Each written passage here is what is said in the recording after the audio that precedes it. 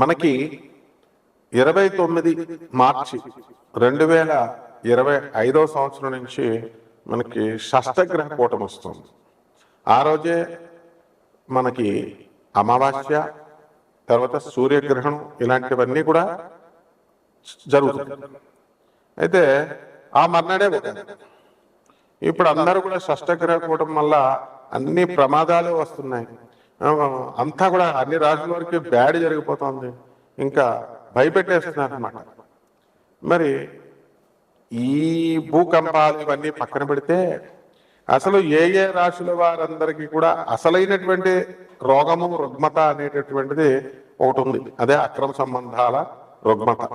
అదొక రోగం. అది ఇప్పుడు ఎవరికైనా సరే ఈ యొక్క క్రమబద్ధమైనటువంటి లీగల్లీ మ్యారీడ్ గా ఉన్నటువంటి వాళ్ళంతా కూడా ఒక పద్ధతి, ఒక పాడు అనేటటువంటిది ఉంటుంది.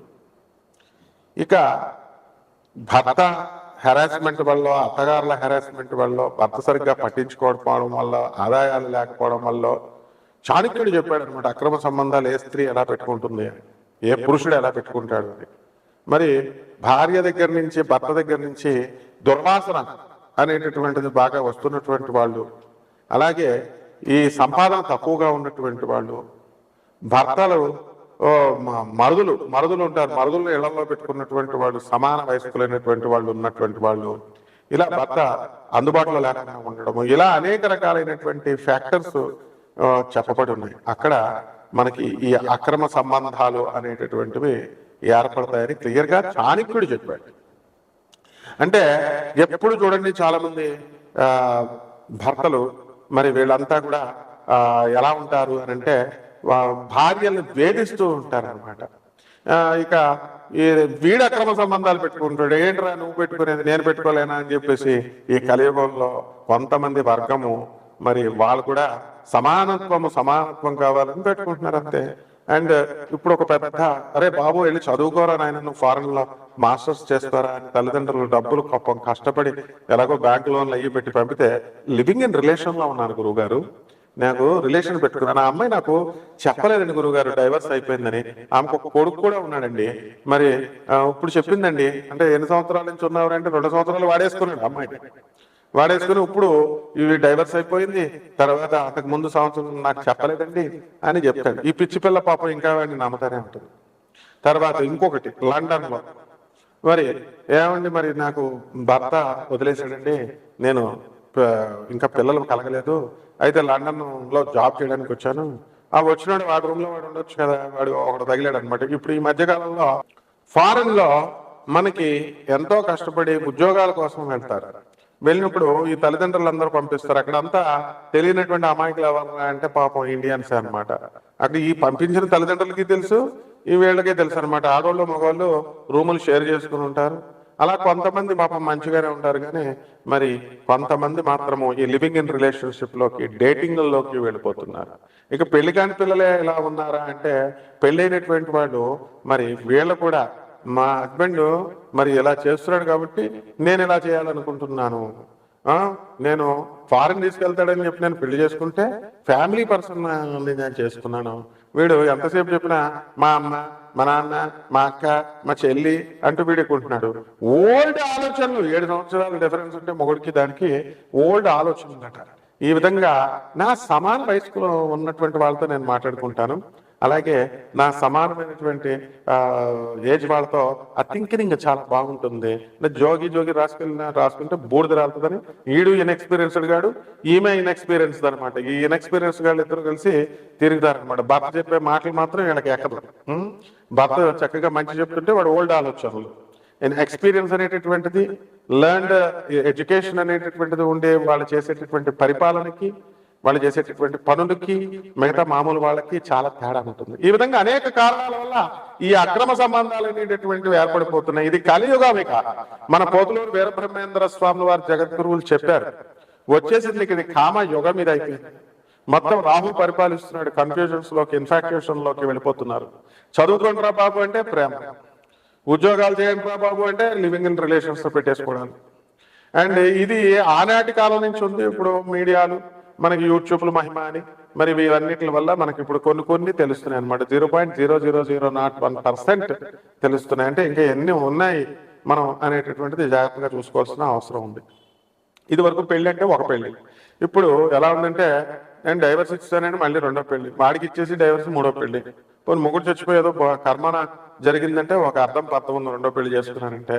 కాబట్టి ఇలాగా ఇవన్నీ కూడా ఎందుకు జరుగుతున్నాయి అని అంటే కామయుగం, మరి కామాతురానాలజ్జానభయం, సిగ్గు శరం ఉండదనమాట. దరిద్రులు మగాళ్ళు లేరు, ఆడవాళ్ళు లేరు, ఒక కేటగిరీ ఆఫ్ ప్రజలు ఉంటారు. శంకిని పద్మిని ఇలా ఉంటారు కదా, అందరూ చేయరు, ఎక్కడో కొంత పర్సెంట్ ఉంటారు అనమాట. వీళ్ళ కామం కోసం ఏదైనా చేస్తారు. ఇక బిడ్డలు చంపేసిన వాళ్ళు ఉన్నారు కామం కోసం, ప్రియుడి కోసం. ప్రియుడితో కలిపేసి మడలు చేయించేసిన పిల్ల ఉంది. వీడు ఏకంగా కైమా కింద కొట్టేసేసి మూటల్లో దాచేసిన వాళ్ళు మరి మగవాళ్ళు కూడా ఉన్నారు, భార్యని.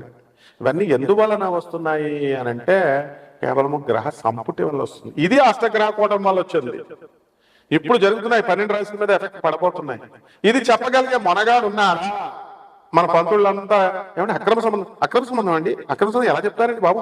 అసలు అక్రమ సంబంధం గురించి చెప్పాలంటే నేను భయమేస్తుందండి. మీరు చెప్పేవన్నీ నిజాలే, కానీ ఎలాగ మరి చూడాలంటే చాలా అభ్యంతరకరంగా ఉన్నాయండి బాబు. అవి కొంచెం ఎబ్బట్టుగా కొంచెం సిగ్గుపడుతున్నట్టుగా ఉందండి. అరే బాబు ఎక్కడున్నావురా నాయన పంతులు, ఇప్పుడు కామయోగంలో ఉన్నావురా నాయన, ఏం తెలియనట్టు యాక్టింగ్లు చేయి. మొత్తం అందరికీ తెలుసు. అసలు ఈ యొక్క పిల్లలు కూడా అడ్వాన్స్ అయిపోయారు. యాప్స్ ఉన్నాయి, ఇవి ఉన్నాయి, అవి ఉన్నాయి, వీడియోలు. దేశం అసలు ఈ యొక్క సెక్స్ ఎడ్యుకేషనే పెట్టాలరా బాబు నాయన. ఇలాంటి అక్రమ సంబంధాలన్నీ కూడా అణిచివేయడానికి, ఐరన్ లెక్కతో తొక్కేయడానికి ఈ సెక్స్ ఎడ్యుకేషన్ అనేటటువంటిది ఒక పార్ట్ ఆఫ్ ఎడ్యుకేషన్ గా పెట్టాలని మేధావులు అడుగుతుంటే నువ్వేమో అయ్యో ఏదైనా సిగ్గుపడిపోతున్నట్టు కొన్ని సమాజాన్ని మార్చున్నారు. ఇవి ఎందుకు చెప్పట్లేదు?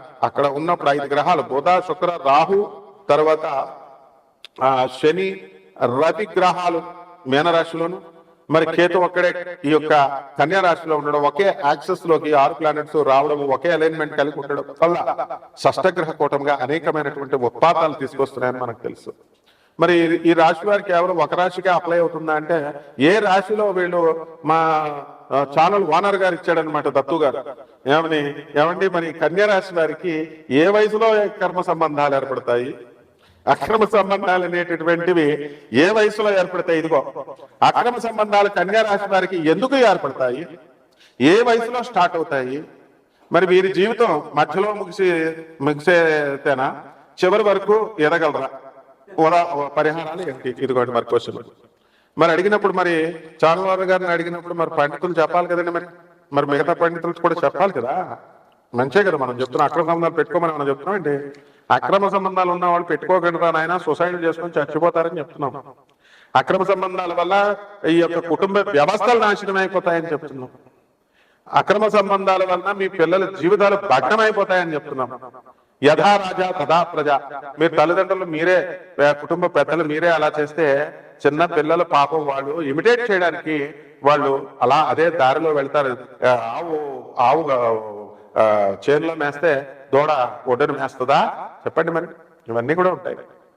కాబట్టి మనం ఏం చేయాలంటే నాయన, ఈ 12 రాశుల వారికి, కేవలం కన్యా రాశి వారికే కాదండి బాబు చాన్వాందర్ గారు, మొత్తం 12 రాశుల వారికి కూడా ఈ అక్రమ సంబంధాలు అనేటటువంటిది ఏర్పడడానికి ఒక్కొక్క దశలో ఉంటుంది. Hormones imbalance.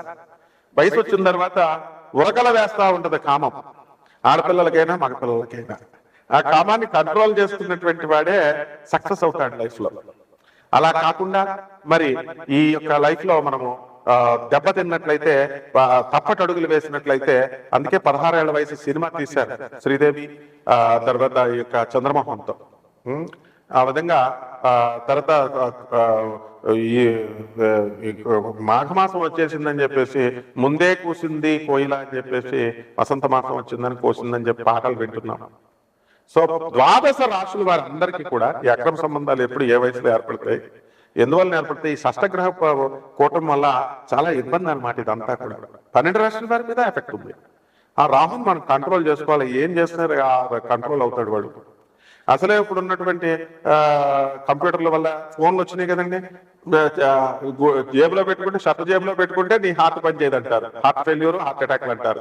కొన్ని ప్యాంట్ జేబులో పెట్టుకుంటే నీకు అంగస్తంభనం జరగదు, నీకు నీ లింగం పురుషలింగం పనిచేయదు అంటున్నారు. సో ఎక్కడ పెట్టుకోవాలి మరి? సో ఈ విధంగా మనకు ఉన్నప్పుడు మనకి అందరు కూడా పంతులు గారు లేటెస్ట్ స్టైల్ వేసుకుంటున్నారు చూసారు, బ్యాగ్ ఇలా క్యాష్ కలెక్షన్ అనమాట. ఎప్పటికీ హైయెస్ట్ కలెక్షన్ ఎవరికి రా అంటే పంతులు గారికి అనమాట. ఇప్పుడు అందరూ గానగాపురం పంతులు గారికి గోళ్ళల్లో ఉన్నాయి చూసారు, బ్యాగ్ వేసుకొని అన్నదానం చేస్తామండి వేసేయండి అంటే. దర్శనానికి మనం రెండోసారి కష్టపడి లైన్ లో వెళ్ళామనుకో, ఎందుకు వచ్చావు నువ్వు, దుబారా బార్ మతావనా ఆనా జా దోసరా బార్ క్యోనా అంటాడు వాడు సొమ్మెదో పోయినట్టు. ఒరే గుళ్ళో డబ్బులు అయిపోయింది రా, మొత్తం వీళ్ళందరికి పంతులందరికీ బుద్ధి వచ్చేద్దని మనం చెప్పామనుకో, నువ్వేం హిందువయ్యా నువ్వేం గురువయ్యా గుళ్ళకెళ్ళద్దు అంటాడు. రెండోసారి దర్శనం చేసుకొని ఎవరు దర్శనం కోసం మనం చక్కగా గానగాపురంకి ఎగ్జాంపుల్ గా చెప్తున్నాను. అక్కడ పౌర్ణమి రోజున వెళ్ళమని జ్యోతిష్కులు చెప్తారు, వీళ్ళంతా ఫ్రాడ్ గాళ్ళంతా. పౌర్ణమి తప్ప మిగతా రోజుల్లో వెళ్తే దత్తాత్రేయుడు ఎవడా తర్వాత వెళ్ళమంటారు పొడవమని వెళ్తారు. అక్కడ ఆశ్రమాల పేరుతో మరి పెద్ద పెద్ద స్వామీజీలు అనమాట, వాళ్ళంతారేమో డబల్ రేట్లు పెంచేస్తారు. పౌర్ణమి అండి డబల్ రేట్ ఇక్కడ అని. ప్రజలంతా పాప ఆడవాళ్ళు ముసలోళ్ళు ఏదో ఈ పండితులు మహాపండితులు ఒక్కడ 5వ క్లాస్ చదివినాడు ఉన్నాడు. ఈ పంతులు చెప్పేటటువంటి వాళ్ళు ఈ పౌర్ణమి రెండు పొండి అనేవాళ్ళు, అరటిపళ్ళు అమ్మేవాళ్ళు, కూరగాయలు అమ్మేవాళ్ళు, ఎవరు ఇష్టం వచ్చినట్టు వాడే. 10th క్లాస్ ఫెయిల్ అయిన ప్రతి ఒక్కడు జ్యోతిష్కుడు, ఇంటర్ ఫెయిల్ అయిపోయినటువంటి ప్రతి ఒక్కడు టీచర్ అని చెప్పి మా గురుగారు CBIT professor, mechanical engineering professor Suryanarayana గారు అంటుంటే ఏదో అనుకున్నాను, ఇప్పుడు కళ్ళతో చూస్తున్నాను నేను. కాబట్టి తప్పునైనా ఈ యొక్క ఆశ్రమాలేమో డబల్ రెంట్లు అంటాయి, డబల్ ఆశ్రమాల పేర్లేమో ఆశ్రమాలు, ఏమో లాడ్జింగ్ లాగా వ్యాపారాలు. అక్కడ ఈ భక్తులు వెళ్తారు, ఈ భక్తులకి వెళ్ళగానే అన్నదానం, గణగాపురం దత్తాత్రేయుడు స్వామికి అన్నదానం అని వీళ్ళు బ్యాగులు వేసుకొని తిరుగుతారు. ఆ బ్యాగులు అనమాట, బ్యాగులు మెయింటైన్ చేస్తారు. వాళ్ళు మాత్రం చూడండి ఒక్కొక్కడు ఎంతెంత లా ఉంటారో, ఒక్కొక్కళ్ళు చక్కగా నెయ్యి పెరుగు అన్ని వేసుకొని తింటారు కదా. రెండోసారి దర్శనంకి వెళ్తే నీకేంటయ్యా, వాడు లైన్ లో కూర్చొని చక్కగా వస్తే నీదా గుడి నీదా అని ఇప్పుడు మాట ఇలాంటి ప్రశ్నలు అడగాలి. ఒకడేమో రామేశ్వరంలో రాముడు వారికి అక్కలేదంటాడు. మరి శాస్త్రాలన్నీ ఏం చెప్పిన, రాముడు అంటే ఒక వ్యక్తిగా రాముడు మాంసం తిన్నాడంటాడు ఇంకొకడు. ఇవన్నీ ఏంటి, ఇవన్నీ నాన్ సెన్స్ అంతా చెప్తాడు. ఇదంతా కలియుగ ప్రభావం, అందులో ఒక భాగమే ఈ అక్రమ సంబంధాలు. వీళ్ళంతా వీటి గురించి మాట్లాడాలన్నమాట. కాబట్టి ద్వాదశ జ్యోతిర్లింగాలకి ఏ ఏ దశల్లో ఎలా. మేషరాశి, ఈ మేషరాశి వారికి అందరికీ కూడా మరి బ్రెయిన్ తో పనిచేయరనమాట. కమాండర్ ఆర్డర్ వేస్తే దూసుకెళ్ళిపోయి షూట్ అంటే షూట్ అనమాట శత్రు సైన్యం మీద. కాబట్టి మేషరాశి వారందరికీ కూడా ప్రేమలో వీళ్ళు బుర్రతో ఆలోచించారు అనమాట. ప్రేమ కావాల్సిందే అది, బుర్రతో ఆలోచించకూడదు, హృదయంతో ఆలోచించాలి.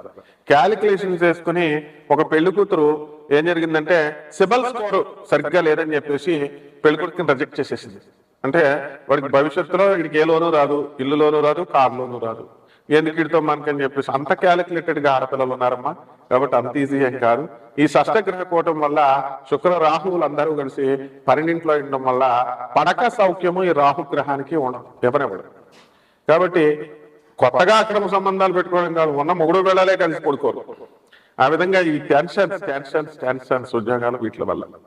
కాబట్టి అక్రమ సంబంధాలు అనేటటువంటివి మేషరాశి వారికి మిగతా ఏ వయసులో ఏర్పడతాయి అంటే ప్రతి రాశి వారికి టీనేజ్లో ఏర్పడతాయి.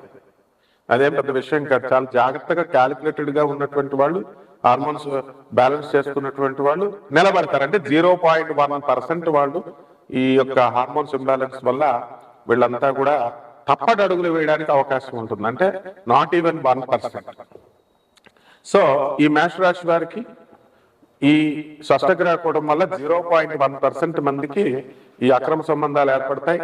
కాబట్టి ఇటువంటి వాళ్ళంతా కూడా ఫోన్లో ఎక్కువగా వాట్సాప్ చాటింగ్లు, ఫోన్లో ఎక్కువ మాట్లాడేవాళ్ళు ఇమీడియట్ ఫోన్లు పక్కన పడేసేయండి. Don't chat with the unknown people, don't talk with the male candidates or the female candidates, vice versa. ఈ విధంగా మీరు మాట్లాడినప్పుడు ఈ అక్రమ సంబంధాలకి తావేలేదు. మరి పరిహారాలు ఏమిటండి బాబు అంటే, నీకు ఆధారం గ్యారంటీగా పోద్ది, అందులో డౌట్ లేదు. ఎవరైతే నా మాటలు వినకుండా అక్రమ సంబంధాలు పెట్టుకుంటామని మేము ఆల్రెడీ కంటిన్యూ అవుతున్నామండి, దానికి ఇంకొక వాడు వచ్చి వేరే వాళ్ళు వచ్చి మాట్లాడుతున్నారండి అని ఇలా రకరకాల మంది రకరకాల డిమాండ్స్ ఉంటాయన్నమాట. ఇటువంటి వాళ్ళందరికీ కూడా ఈ యొక్క రాహు శుక్రుడు ఇద్దరు పాడైపోయారు. కాబట్టి ఇద్దరికి జపం చేసుకోవాల్సిందే. శుక్ర జపం, శుక్ర స్తోత్రాలు, శుక్రునికి కిలోంపావు బొబ్బర్లు, తెలుపు రంగు వస్త్రాన్ని ఇచ్చి పేద బ్రాహ్మణునికి శుక్రవారం నాడు ఉదయం 6 గంటలకి దానం చేసుకోవాలా. అలాగే ఈ యొక్క రాహుకి రాహు జపం చేసుకోవాలి, రాహు స్తోత్రాలు చదువుకోవాలి. రాహుకి కిలోంపావు మినుముల్ని ఆవుపేడ రంగు ఉన్నటువంటి వస్త్రాన్ని ఇచ్చి పేద బ్రాహ్మణికి మనం దానం చేసుకోవాలి. ఈ విధంగా చేసుకుంటేనే మనకి ఈ యొక్క శుక్రుడి క్లచెస్ నుంచి, రాహు క్లచెస్ నుంచి మరి ఇవి ఏర్పడతాయి. ఖచ్చితంగా అక్రమ సంబంధాలు వినగానే కొంతమంది మగాళ్ళకి మంచి హుషారుగానే ఉంటుంది, కానీ ఆ తర్వాత పెళ్ళాము పోయే, ఉన్నది పోయా, ఉంచుకున్నది పోయా అని లాస్ట్ అందుబాటులో మిగులుతుంది అనమాట. కాబట్టి don't believe the women. Okay.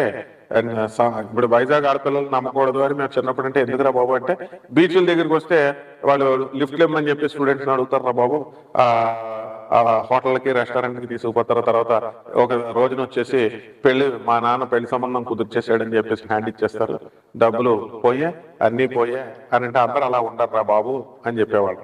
కానీ ఇప్పుడు మనం చూస్తున్నాం వీర బ్రహ్మేంద్ర స్వాములు వారు చెప్పినట్టు కొన్ని ప్రాంతాల వాళ్ళు అలా చేసేస్తున్నారు. ఇప్పుడు నేను ఇది సభామధ్యంగా చెప్తున్నాను కాబట్టి కొంచెం సంస్కారవంతంగా చెప్పాల్సినటువంటి అవసరం ఉంది. But at the same time I should speak the truth. అందువలన చెప్పకపోతే కనుక మనం వాళ్ళంతా కూడా వృద్ధనారి పతివ్రత, ప్రతి ఒక్కళ్ళు పతివ్రతలాగా బిల్డప్ చేస్తారు, మగవాళ్ళైనా ఆడవాళ్ళైనా. ఇవన్నీ కుదరవమ్మ. గ్రహాల క్లచెస్లోకి వెళ్ళకండి. శుభమస్తు.